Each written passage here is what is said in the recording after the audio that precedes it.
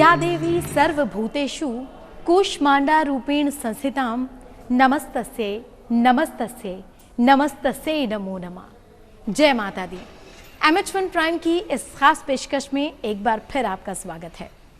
नवरात्र के 9 दिन में हम माँ के तमाम स्वरूपों की पूजा अर्चना करते हैं।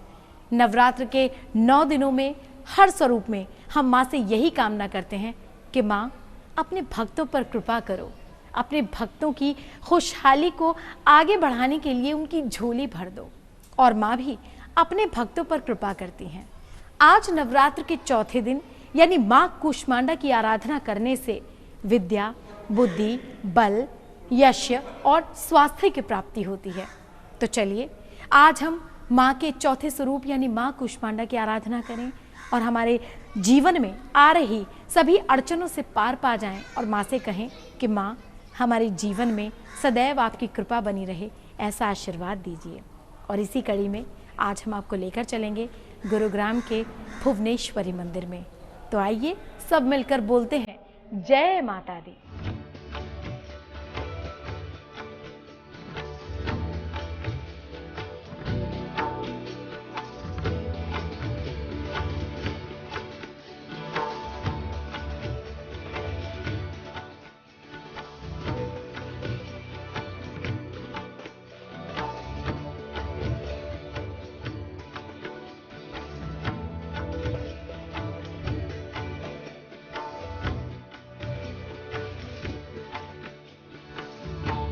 नवरात्र में चौथे दिन देवी को कूष्मांडा के रूप में पूजा जाता है। अपनी मंद हल्की हंसी के द्वारा अंड यानी ब्रह्मांड को उत्पन्न करने के कारण इस देवी को कूष्मांडा नाम से अभिहित किया गया है। जब सृष्टि नहीं थी तो चारों तरफ अंधकार ही अंधकार था। तब इसी देवी ने अपने ईशत हास्य से ब्रह्मांड की रचना की थी। इसीलिए इसे सृष्टि की आदि स्वरूपा या आदि शक्ति कहा गया है। इस देवी की 8 भुजाएं हैं, इसलिए अष्टभुजा कहलाई। इनके 7 हाथों में क्रमशः कमंडल, धनुष, बाण, कमल पुष्प, अमृत पूर्ण कलश, चक्र तथा गदा है। 8वें हाथ में सभी सिद्धियां और निधियों को देने वाली जप माला है। इसे लाल दाते की खोली के नाम से जाने जाती हैं और लाल दाते खोली की देवी के नाम से यहाँ पे हमारे काफ़ी जो पुराने तपस्वी थे हमारे यहाँ पे उन्हें आलोप बाबा के नाम से ज़्यादा प्रसिद्ध हैं। यहाँ पे क्या आलोप शक्तियाँ यहाँ पे बहुत हैं और लोगों ने बहुत बड़े बड़े ऋषि मुनियों ने यहाँ तपस्या की है। और माता भुवनेश्वरी का जो मंदिर है वो माता धरती पुत्री के नाम से है यहाँ पे स्थापित किया है। चंद्रशेखर जी जब भारत यात्रा करके यहाँ आए थे तो उन्होंने पूरे इस हरियाणा प्रदेश में क्षेत्र में घूमे थे। उनको यहाँ आने के बाद पता नहीं क्या ऐसा महसूस हुआ, उन्होंने कहा कि मुझे यहाँ पे अपना आश्रम बनाना है। यहाँ की विशेष बात यह है कि सुबह की जैसे आरती है यहाँ पे, आप लोग यहाँ आरती देखोगे सुबह तो जैसे ही आरती की घंटी बजनी शुरू होंगी यहाँ पे चिड़ियाँ पक्षी एकदम नज़दीक नज़दीक इकट्ठे हो जाते हैं।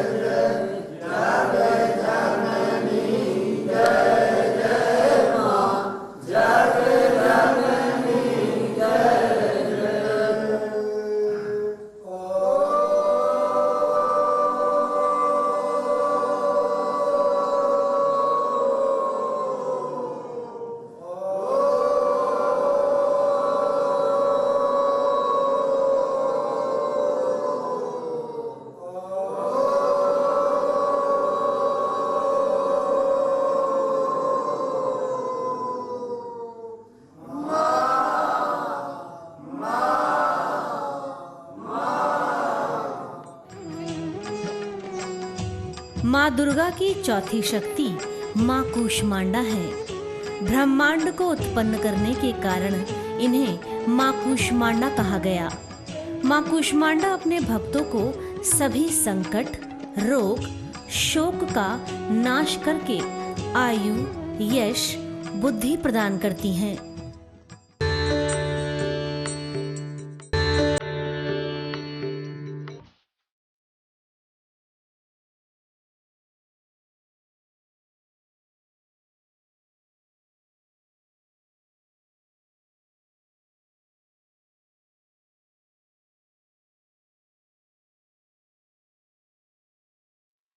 इस देवी का वाहन सिंह है और इन्हें कुम्हड़े की बलि प्रिय है। संस्कृत में कुम्हड़े को कूष्मांडा कहते हैं, इसीलिए इस देवी को कूष्मांडा कहा गया है। इस देवी का वास सूर्य मंडल के भीतर लोक में है। सूर्य लोक में रहने की शक्ति क्षमता केवल इन्हीं में है, इसीलिए इनके शरीर की कांति और प्रभा सूर्य की भांति ही दैदिव्यमान है। इनके ही तेज से दसों दिशाएं अलौकिक हैं। ब्रह्मांड की सभी वस्तुओं और प्राणियों में इन्हीं का तेज व्याप्त है। सर्वमंगल मांगल्ये शिवे सर्वार्थ साधिके शरण्ये त्र्यंबके गौरी नारायणी नमोस्तुते। मित्रों नमस्कार। आज चतुर्थ नवरात्रि है, इसकी आपको बहुत बहुत बधाई। आज के दिन माँ कूष्मांडा की पूजा की जाती है। इसका अर्थ है कूष्मांडा का होता कद्दू अथवा वनस्पति। आज के दिन माँ कूष्मांडा देवी जिनको आप यहाँ देख रहे हैं, इनकी पूजा करते हैं। इनके भी अष्टभुजाएं हैं, सिंह वाहिनी हैं, शेर पर बैठती हैं, शेर पर सवारी करती हैं। इनकी 8 भुजाओं में शंख, चक्र, गदा, पद्म, एक में धनुष है, एक में तीर कमान है, एक में असी मतलब तलवार भी है, और एक में अभय मुद्रा है, आशीर्वाद की मुद्रा है। आज आपको व्रत करते करते चौथा दिन हो गया है, चतुर्थ दिवस है, अर्थात आप आधे नवरात्रि के लगभग पास पहुंच चुके हैं। आपने आज व्रत, पूजा, उपवास, अर्चना सब करनी है। आप जो स्थान है, चौथा दिन है, जो जिस चौकी पर, पटरे पर, वस्त्र पर माँ को विराजमान किया है उसको स्वच्छ रखें, साफ कर लें। आज के दिन कोटू एक होता है, कोटू का भोजन किया जाता है।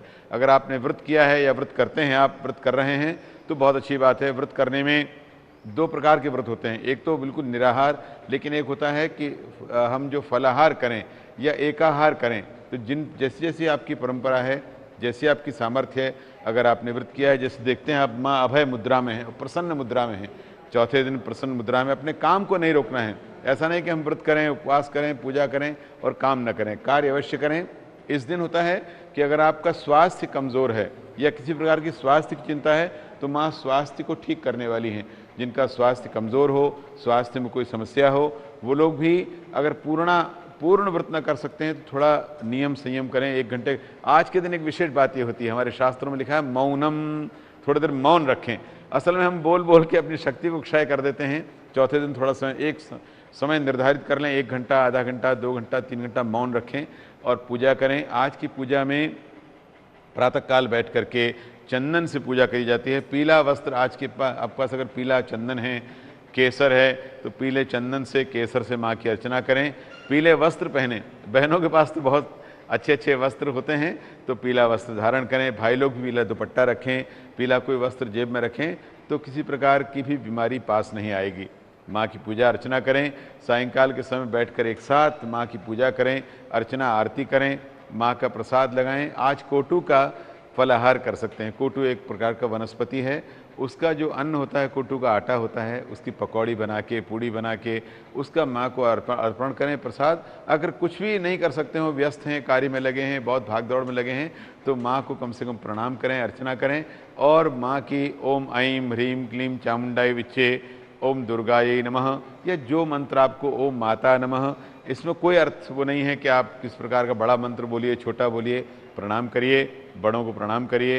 रात्रि के समय माँ को प्रणाम करके अच्छे मन से, अच्छे विचार से अपने सोने के लिए जाइए और भगवान करे आपका ये दिन बहुत अच्छा हो, आपकी सभी मनोकामना पूरी हो।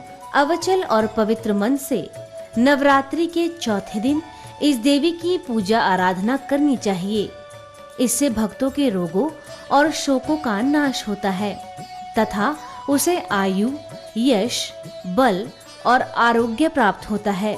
ये देवी अत्यंत सेवा और भक्ति से ही प्रसन्न होकर आशीर्वाद देती है। सच्चे मन से पूजा करने वालों को सुगमता से परम पद प्राप्त होता है। विधि विधान से पूजा करने पर भक्त को कम समय में ही कृपा का सूक्ष्म भाव अनुभव होने लगता है। ये देवी आधियों व्याधियों से मुक्त करती है और उसे सुख, समृद्धि और उन्नति प्रदान करती है। इस देवी की उपासना में भक्तों को सदैव तत्पर रहना चाहिए। ज्योतिष के जानकारों की माने तो माँ को उनका प्रिय भोग अर्पित करने से माँ कूष्मांडा बहुत प्रसन्न होती हैं। इसके बाद प्रसाद को किसी ब्राह्मण को दान कर दें और खुद भी खाएं। इससे बुद्धि का विकास होने के साथ साथ निर्णय क्षमता भी अच्छी हो जाएगी। इससे बुद्धि का विकास होने के साथ साथ निर्णय क्षमता भी अच्छी होती है। माँ दुर्गा की कृपा अपरंपार है। उनकी महिमा इस जगत से न्यारी है। माँ ही तो हैं जो संपूर्ण जगत में विराजमान है। माँ ही तो हैं जो हमें सदैव अपनी कृपा का पात्र बनाती हैं। माँ दुर्गा के 9 स्वरूपों की लगातार हम पूजा अर्चना आराधना कर रहे हैं और माँ से कामना कर रहे हैं कि माँ, हम आपके बच्चे हैं, हमें भी अपने गोदी में स्थान दो, हमें भी अपने चरणों में जगह दो, ताकि हम भी पाप पुण्य के इस भेदभाव से निकलें और सच्ची भक्ति प्राप्त करके हम आपके और निकट आ जाएं। एक बार फिर हम कामना करते हैं और माँ से मांगते हैं कि माँ अपने भक्तों पर कृपा कीजिए, सभी अड़चनों को दूर कीजिए और इस चराचर जगत में, इस भवसागर से हमारी इस नैया को पार लगाइए। तो चलिए सब मिलकर माँ का आह्वान करते हैं और जोर से जयकारा लगाते हैं। जय माता दी।